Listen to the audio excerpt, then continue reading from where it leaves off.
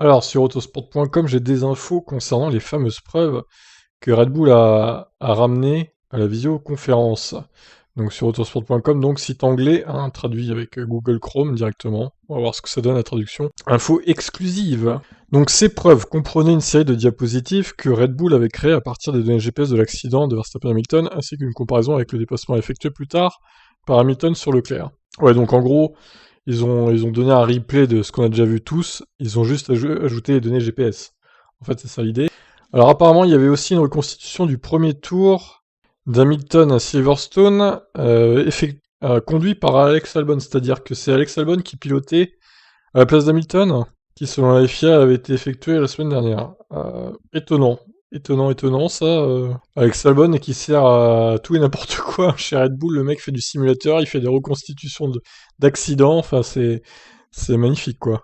Donc cependant, après examen du dossier, la FIA a estimé que les nouveaux éléments fournis par Red Bull n'étaient ni significatifs ni pertinents en la matière. Dans une déclaration publiée par les commissaires sportifs, la FIA a clairement indiqué que les diapositives n'étaient ni nouvelles ni découverte comme l'exigent les règles. Donc la déclaration en question, ce qui était présenté au commissaire n'était pas un nouvel élément important et pertinent, qui était découvert et qui n'était pas disponible pour les parties demandant la révision au moment de la décision concernée. Ouais, en gros, ça n'a rien ajouté de spécial, quoi, en plus, qui aurait pu changer le jugement. Les diapositives de l'annexe 2 de la lettre du concurrent qui ont été invoquées en tant que nouvelles preuves n'ont pas été découvertes, mais créées aux fins de soumission pour soutenir la requête de révision.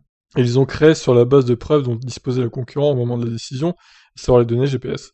Cela ne satisfait manifestement pas aux exigences de l'article 14. La décision de ne pas accepter les preuves signifie qu'aucun autre examen de la collision du Grand Prix n'aura lieu. La sanction de 10 secondes imposée à Hamilton reste donc la même et elle restera celle-ci. Il n'y aura pas d'autres trucs à ajouter.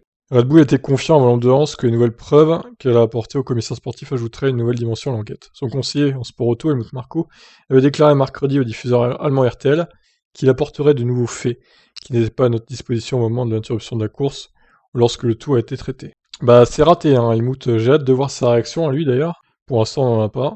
Il a ajouté, ces faits seront présentés jeudi, nous espérons que ça entraînera une réévaluation, car nous pensons toujours que cette sanction était trop clémente pour Hamilton. La FIA a également exprimé une certaine préoccupation au sujet des allégations formulées dans la lettre dans laquelle Red Bull a demandé l'examen du crash de Silverstone. Bien qu'il ne soit pas clair quelles étaient ces allégations, la FIA suggérait qu'elles auraient pu être pertinentes pour les commissaires sportifs si l'examen avait eu lieu.